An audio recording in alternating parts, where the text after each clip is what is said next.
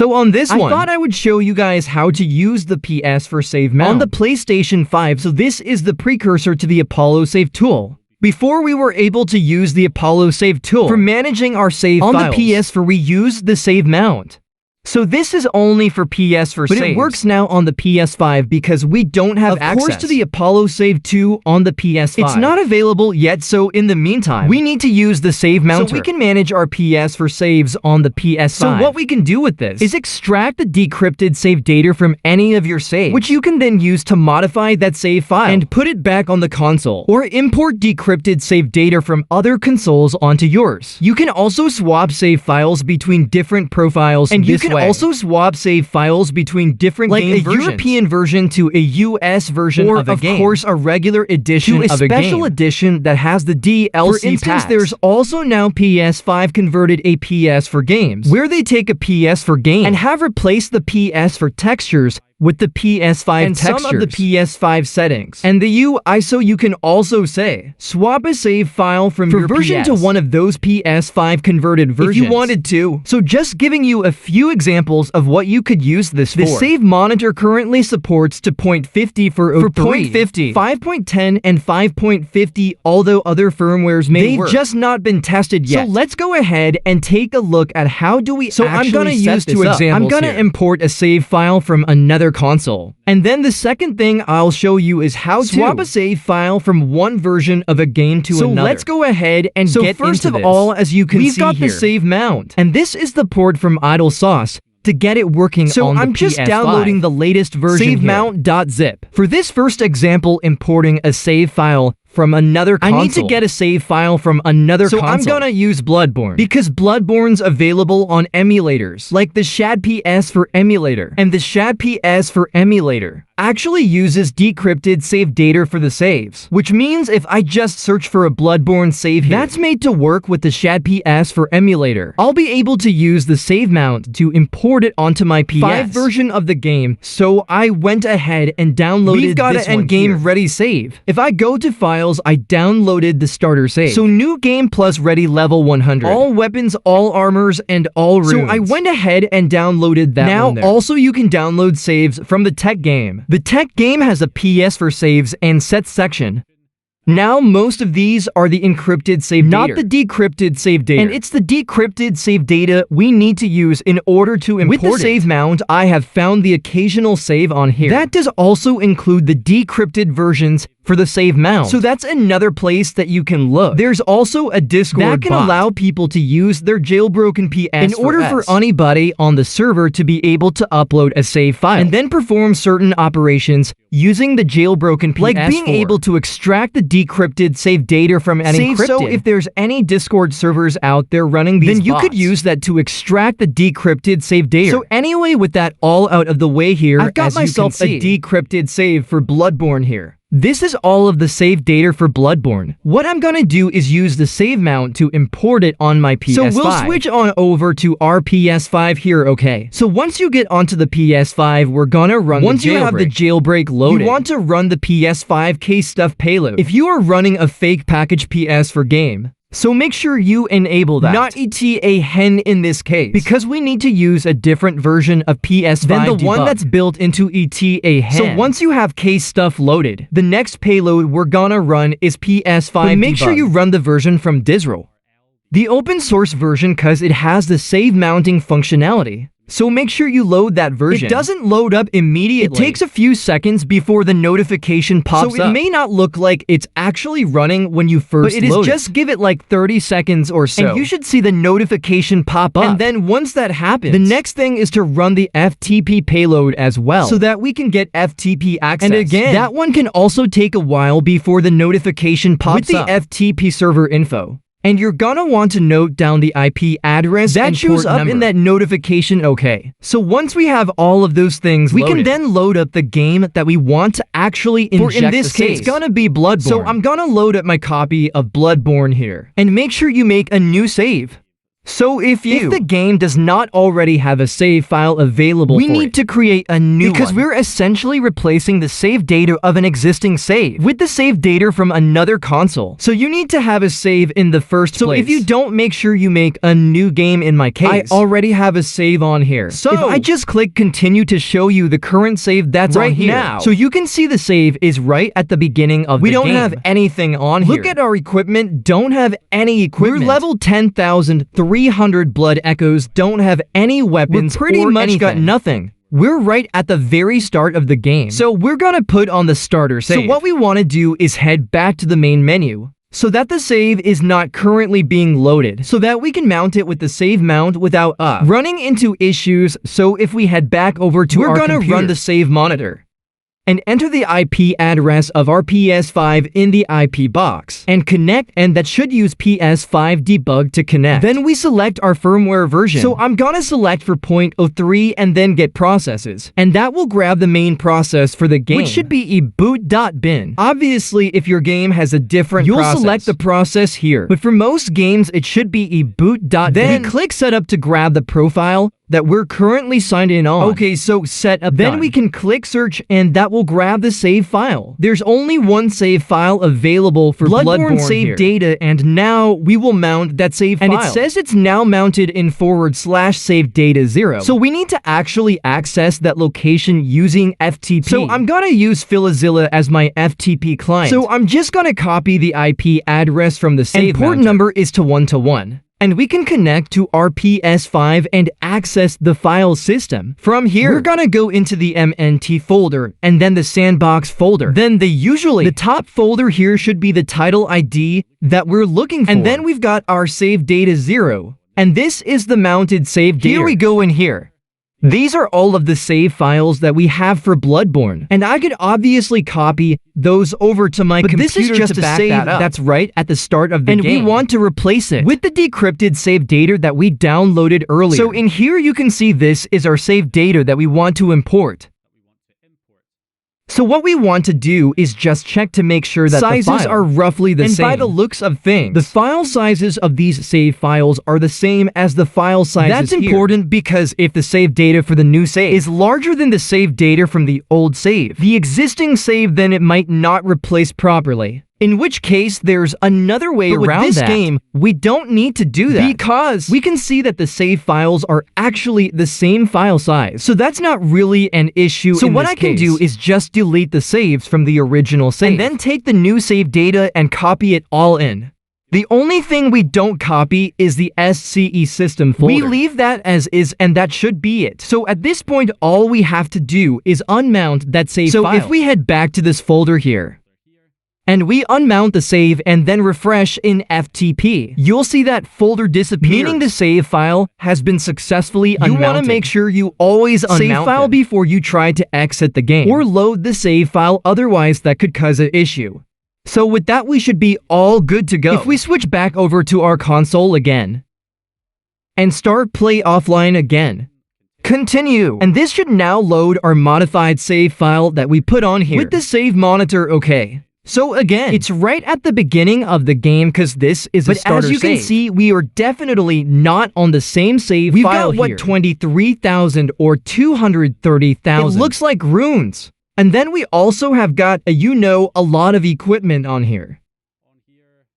We're level 100, so this save has been successfully added. We also have all of the weapons. So we have successfully got the starter save loaded on here. So that's how you get a save file from another console onto yours. But the next thing I'm gonna do is show you how to transfer one version of a game to another, or from one profile to another, and what to do if the new save data is significantly larger than the original save data that you're replacing. So let's go ahead and take a look at that. And the game I'm gonna use for this is Resident Evil Village. So we've got Resident Evil Village, and then we have the PS5 converted version. So my main save is on this PS4 version, and I want to transfer it over to this PS5 converted version. That's also the Gold Edition, which has all of the DLC which included, is not currently available on the version that I have the save file for. So let's go ahead and load up the version of the game that has the original save data that I want to transfer. Okay.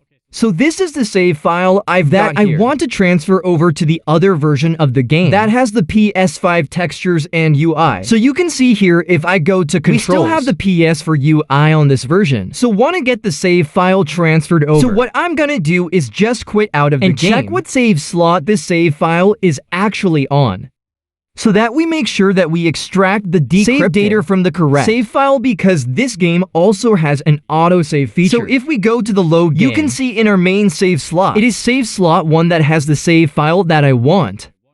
So that is the save data that I need to be mounting. So if we switch back over to the save mount processes to grab our eboot.bin, we'll click setup again to grab the profile. Wait for it to say setup done. Then we can click search to grab all of the save files. And you can see we've got a few here. So we've got this save service line 0-1. So that looks like that is probably the says system save data. So that's probably like your settings, like your brightness settings, and all of the settings that you initialize when you first load the game. Then we've got 00, which is an auto save. And then we've got save slot 1. So save data slot 01, so that's the one that we want. So I'm gonna go ahead and mount that save file, mounted in /save data 0. So if we head back here again, go back to the sandbox directory. So we'll go back to the MNT sandbox, and then go into the title ID. And then we have save data 0. And this is our mounted save data here for the game.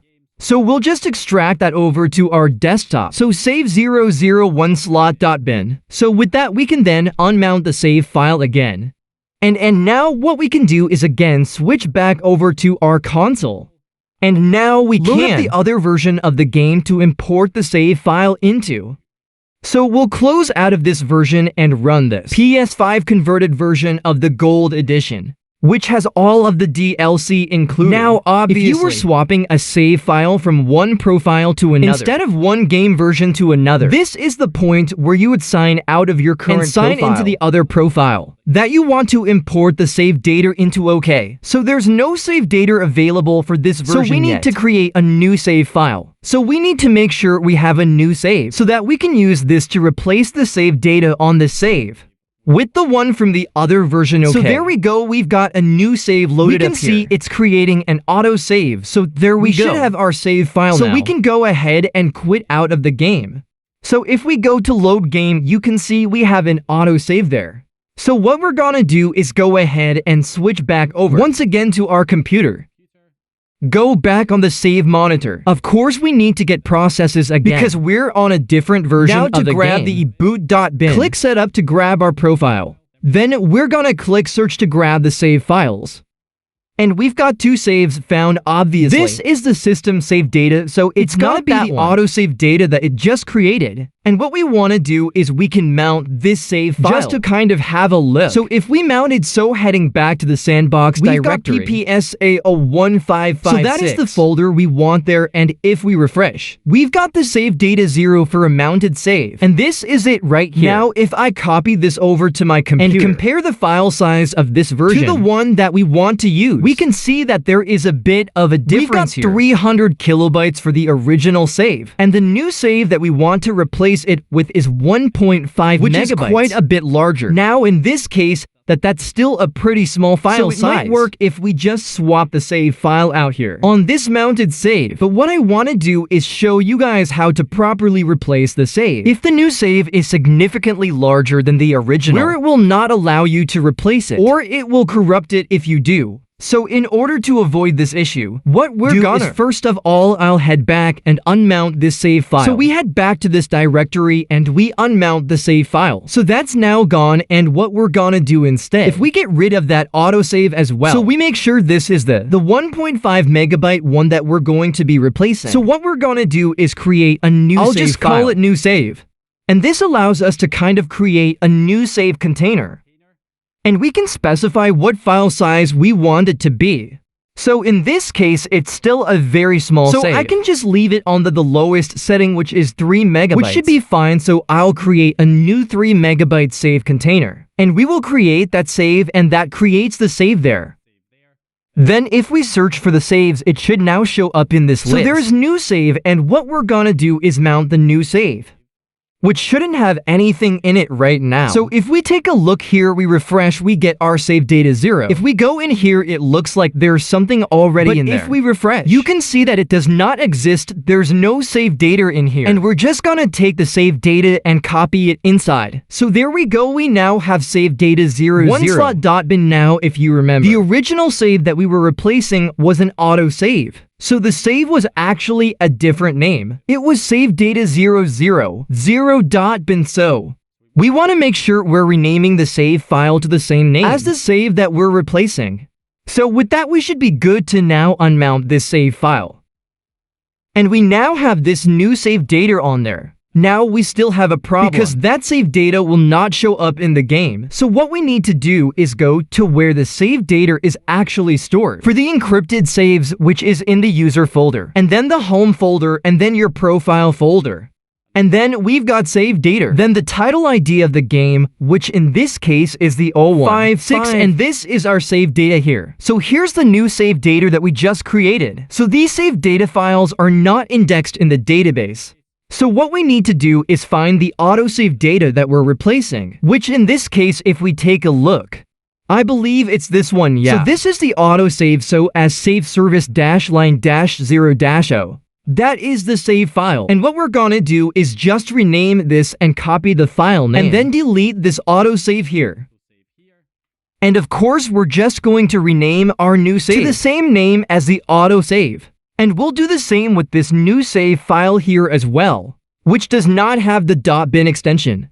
And the reason for that is that, again, the new save file that we just created does not get indexed in the save database. So the game does not know that that save file exists. So what we need to do is take a save file that the game does know about, delete it, and rename our new save to the same save file name as the existing save that the game already knows about.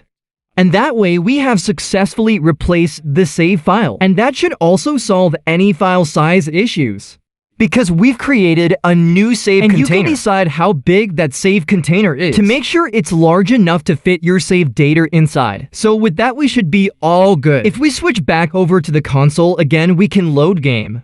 We'll load the autosave, and that should load our save data from the other version. Okay, so here we hit continue, and we are back at the same exact spot. The same save file loaded on this different version of the game here. And as you can see, this is the PS5 converted version. So we have the PS5 UI and supposedly the PS5 textures and whatnot. I definitely noticed it's a lot darker. But that just could be my brightness settings. But yeah, as you can see, we do in fact have the save file successfully copied over. So that's how you use the save mounter to manage your save files. I know it can be quite a bit complicated, but this is really the only free option if you don't already have a jailbroken PS4 that you can use with the Apollo Save tool to resign saves, or something like the Save Wizard with offline account activation, which I have covered in a previous video. I'll leave it linked below. But if you want a free solution, then the save mounter is the way to go for now. So anyway, hope you guys enjoyed this video or found the information useful. If you did, please leave a like and